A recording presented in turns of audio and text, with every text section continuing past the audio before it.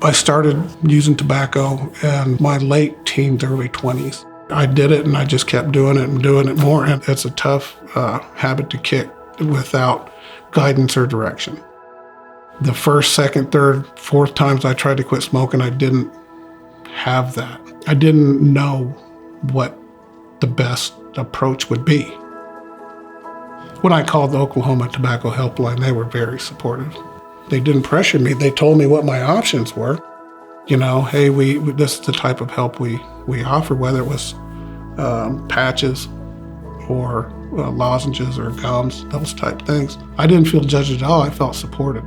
And that was one of the things that had me interested in calling back and actually talking to them. They made me feel like they cared.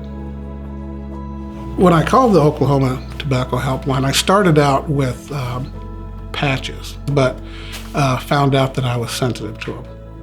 And I told them that. And they said, don't worry, we'll try something different. So they ended up giving me lozenges. I did get text messages. I did get, calls, reminders to, just check in. And that's one of the things that the lady that I had spoken with, if I didn't call her immediately or I didn't get back with them or anything, it was not like, forget it, this person doesn't want to help or what else. It's, well, how we doing? Are we still on track? That type thing. It wasn't judgmental at all. That supportive nature encourages you.